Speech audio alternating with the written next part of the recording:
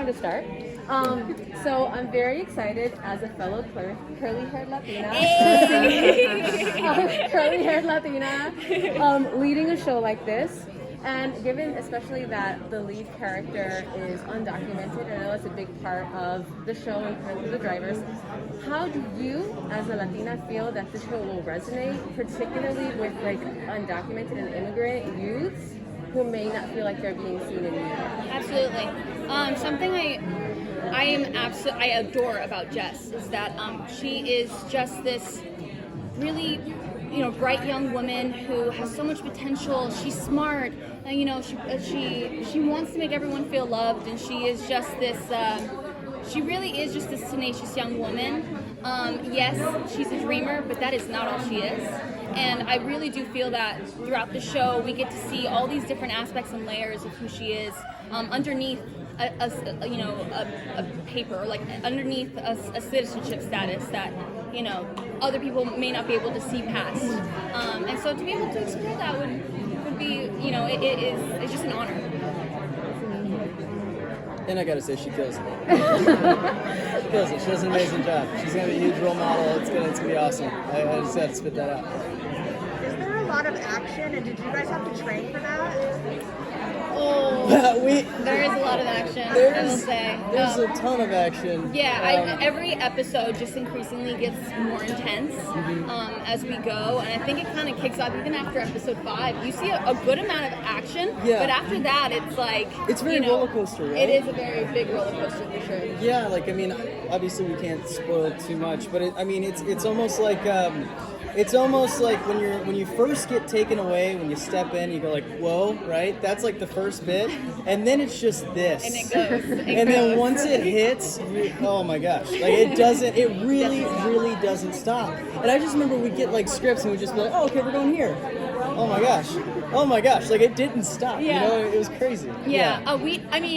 I didn't train. Yeah, I was about to say maybe just really trained for it, but we had good people on our team taking care of us while we were filming to make sure we didn't get hurt. Oh yeah, our stunt department was insane. Russell was amazing. Yeah.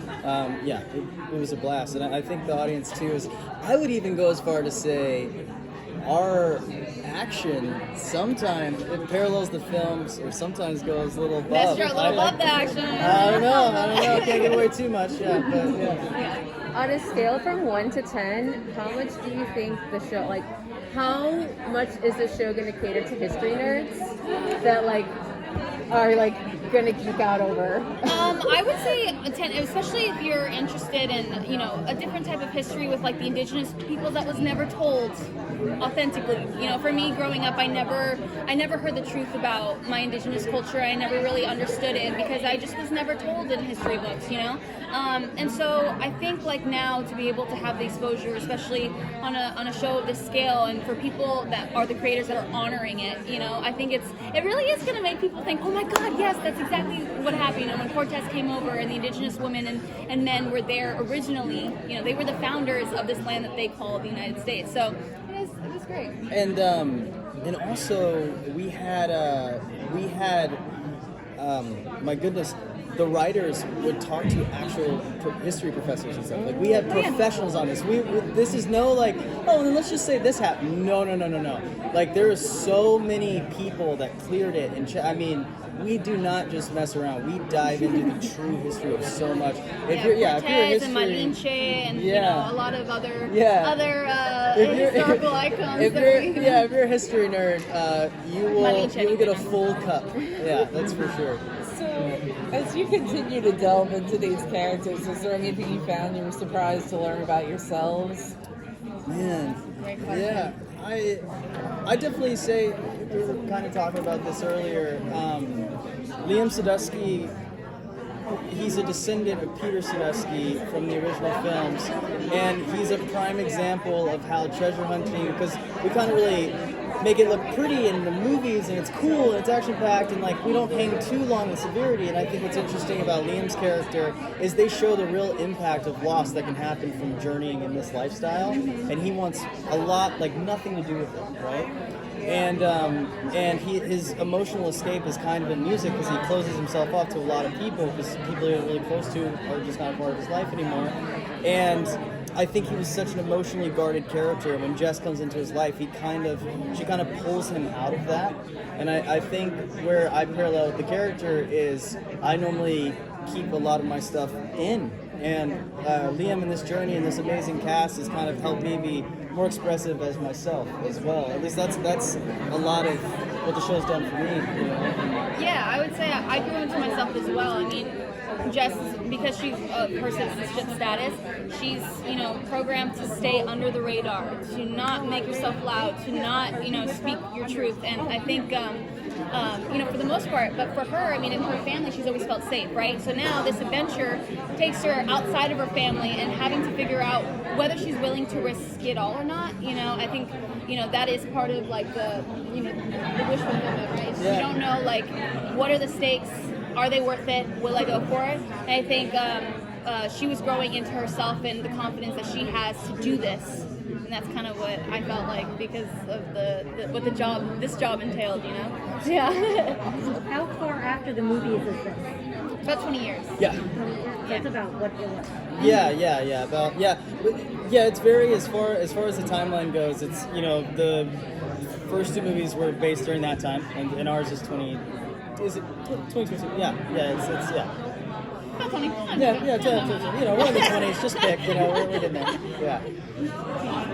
And tell us a little bit about the development you guys had as a cast, because, you know, everything, obviously, as you just said, the 20s really haven't existed for a lot of us. Yeah. So for you guys, and with the pandemic and everything, it couldn't have been easy to develop even a relationship or a chemistry. So how did you guys go about doing that? But that's so funny because we all got casted on Zoom. So we had to do these, like, you know, chemistry reads through Zoom and build the relationship off of there.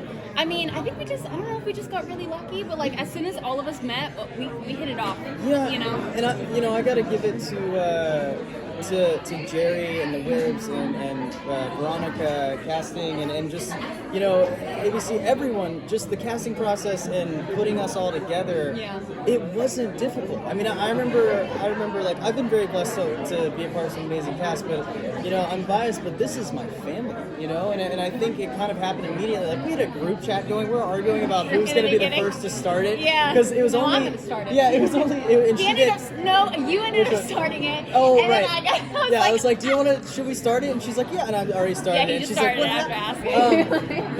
but it was Lisette and I and Zuri were casted first. Yes. We were the first round, and then we finally And got. then Antonio joined, and then Jordan joined, and then, you know, everyone trickled in from there. And yeah, it's just been a pleasure to get to work with people who are just so talented and just so their characters as well. And it was awesome. And it shows in the show. Like, It does. I mean, it's pretty insane. I mean, all these people are supposed to know each other for so long. I mean, except Liam. He eventually comes into the group.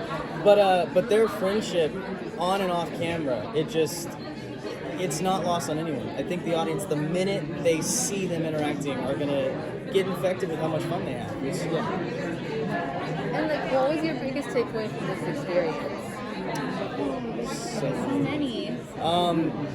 That if you don't give up on what you believe in, if you follow, like, this is obviously it's a tough job, you know, and you know, Liam is a character I've always wanted to see myself as, but I've just always hoped I got the opportunity. I never knew if it would happen, and so I mean, this has kind of showed me, to be honest, I know it's like on paper it sounds kind of corny, but it is like, don't let go of your dreams, because I feel like with this cast and the showrunners and the people and Disney, just everyone, it is a dream situation. Like it's I don't know, and like I mean that's really what this is showing me. I mean that's my message for sure. You know? Yeah, and you know, I just think I'm really proud of all of us for what we've done.